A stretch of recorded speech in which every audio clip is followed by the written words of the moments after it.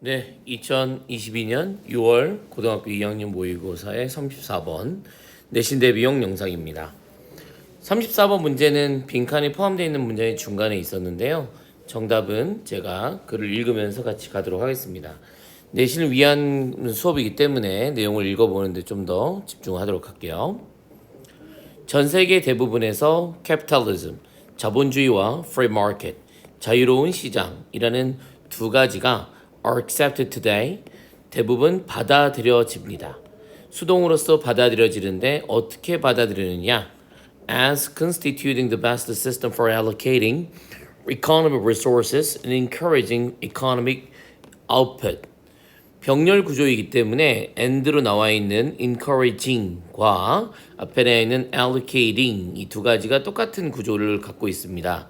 직역을 해보자면 이 자본주의와 시장에서 자유롭게 무역을 하고 거래를 하는 시스템이 오늘날에는 최고의 시스템으로 체계로서 구성하는 것으로 받아들여지는데 경제적 자원을 배분하고 경제적인 결과를 장려하는 데 있어서 어느 세계보다도 자본주의와 시장 자본주의가 계속 맹위를 떨치고 있다. 잘 받아들여지고 있다. 이렇게 마무리가 되는 것이죠. 우리가 이제 자본주의라고 하면 뭐냐? 세상에 있는 수많은 물건들과 경제적인 어떤 물건들 혹은 자본 혹은 노동력 같은 거를 자본이라고 하는 돈이라는 걸 기반으로 해서 나누는 거죠. 우리는 자본주의 국가에서 태어났기 때문에 이게 너무 당연하게 느껴지지만 자본주의라는 거의 역사도 500년, 600년밖에 되지 않습니다. 과거에는 왕들이 그냥 자기 마음대로 하기도 했고요. 물물교환하기도 했거든요. 자본주의가 갖고 있는 장점 그리고 free market, 자유로운 시장이 갖고 있는 장점이 결국은 공산주의를 이겼다고 볼 수 있습니다. 공산주의는 다음 줄에 나옵니다. Nations have tried other systems. 여러 가지 국가들이 다른 체계들을 한번 시험해 봤어요. 예를 들어 소셜리즘, 사회주의라든가 커뮤니즘, 공산주의 같은 것입니다. 여러분들 아시겠지만 공산주의 같은 경우는 함께 생산한다는 뜻의 공산이거든요. 함께 생산해서 함께 소비하고 함께 발전하자라는 거였는데 인간은 워낙 이기적이기 때문에 함께라고 하다 보면 항상 무임승차자가 나오기 마련이고 자원이 비효율적으로 이제 배정되는 경우가 많이 있습니다. 소셜리즘도 마찬가지인데요. 사회라는 것 같이 붙으면 사회주의, 뭔가 이제 공동으로 나눠야 되고 이런 부분들이 등장하게 되는데 in many areas 그런 많은 영역들에서 they have either switched wholesale to 그 다음은 문장이 좀 어렵습니다. switched wholesale to 그 다음 accepted aspect of the free market 이 됩니다. 동사는 have pp 그 다음에 pp가 병렬로 이어진 거예요. 그러니까 잘 따라오시면 그들은 switch wholesale to 했거나 그들은 adapted aspect of the free market 한 것이죠. 다시 한번 보면 either A or B는 A, B 둘 중에 하나가 됐다는 거거든요. 그러면 첫 번째로 되는 부분을 빨간색 밑줄로 치고 있는 걸 따라와 보세요. 그들은 자신들의 도매를 자유시장이라는 것으로 전환시켜 왔다. 혹은 두 번째 초록색을 쓸게요.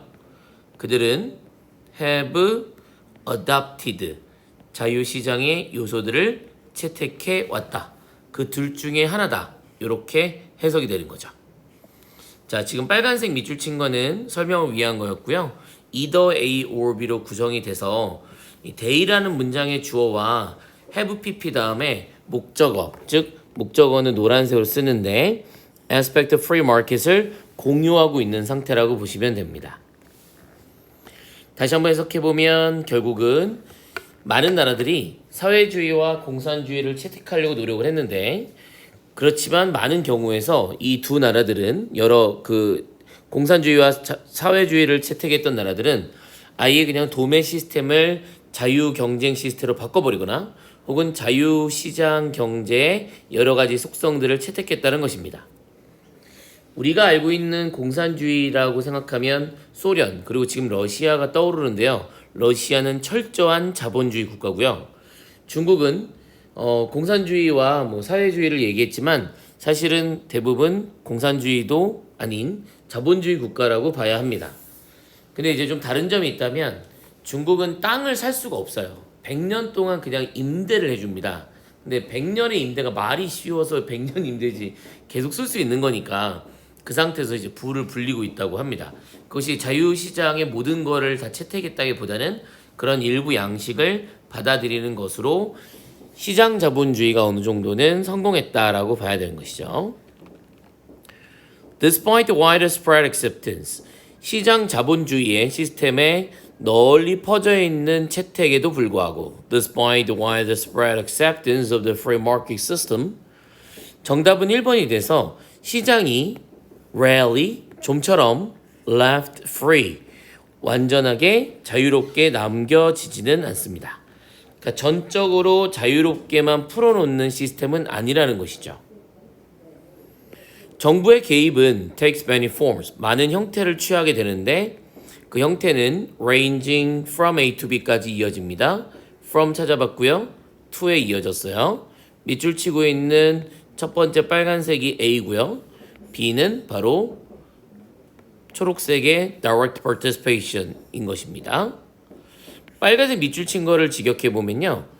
정부가 개입을 하는 시스템인데 규제와 법을 강화시키고 행위를 넣음으로부터 하는 어떤 소극적인 거에서 미국이 모기지 에이전시, 즉 주택담보대출을 하는 단체로부터 여러 가지 실체들을 통해서 경제에 직접적으로 개입한 사건이 있는 것이죠. 그것처럼 미국이라는 자본주의의 가장 중요하고 가장 첨단을 달리는 나라조차도 자본주의에만 너무 매달리지 않게 됩니다. 즉 사회주의적 요소, 국가주의적 혹은 공산주의적 요소들을 받아들이게 되는 것이죠. 이건 좀 배경 설명이 좀 필요한데 이건 지문을 일단 다 설명한 다음에 시간이 좀 남으면 할게요. 정부의 개입이 갖고 있는 가장 중요한 형태는 however, 하지만 comes in the attempt to the central banks, 우리가 일반적으로 알고 있는 중앙은행, 그리고 national treasuries to control the effective ups and downs economic cycle. 내셔널 트레저리는 여기 트레저가 들어가 있잖아요. 보물을 쌓아두는 곳이니까 재무부입니다. 그러니까 국가의 이제 재정경제부, 재무부, 그리고 중앙은행들이 시도를 하게 되는데 경제 사이클이 너무 올라가면 안 되고 너무 떨어지면 안 되겠죠? 그럼 업과 다운을 영향을 미치고 통제를 하기 위해서 재무부와 센트럴 뱅크를 쓰는 것이 아마 가장 대표적인 형태가 될 것입니다가 되는 것이죠. 이 센트럴 뱅크는 우리나라에서는 한국은행, 미국에서는 FRB, 그래서 Federal Reserve Bank로 연방준비은행이 있는데 최근에 연방준비은행에서 0.75%로 금리를 대폭 올렸는데요. 거기에 대해서 전국과 전 세계가 덜덜덜 떨고 영향을 받은 바 있습니다. 우리나라도 코스피가 완전 떨어졌죠. 근데 이런 거는 일부러 떨어뜨리려고 하는 게 아니라 경제를 제대로 돌리기 위해서, 그리고 또 언젠가는 경제가 팽창해서 거품 경제가 나는 걸 방지하기 위한 대책으로 보는데 이것도 어찌 보면 중앙은행이 하는 국가의 개입의 한 형태라고 볼 수가 있겠습니다. 자, 아까 말씀드린 대로 제가 배경 설명 좀 드린다고 했었는데요. 여기 나와 있는 모기지라는 말이 있어요. Mortgage Agency. 모기지 에이전시는 주택담보대출을 얘기합니다. 주택담보대출. 얘를 줄여서 주담대라고 하거든요. 주택담보대출을 주담대.